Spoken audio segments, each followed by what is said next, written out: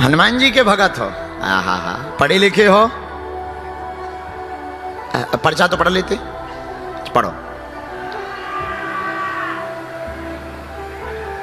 घर में धन की तंगी बनी रहती एवं परेशान रहते बच्चों को लेकर के उनकी रोजगार की अर्जी लेकर आए हैं। रोजगार उनका स्थायी हो जाएगा, वह बच्चे सफल हो जाएंगे, आशीर्वाद है।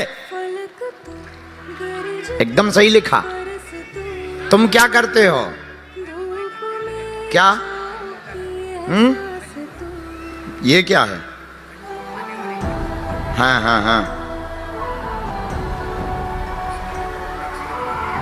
घाटा लग गया। कितने का? अच्छा, चल है कक्का, तुम टेंशन न। अरे सुनो, हमारे लिए धोती कुर्ता है क्या इसमें?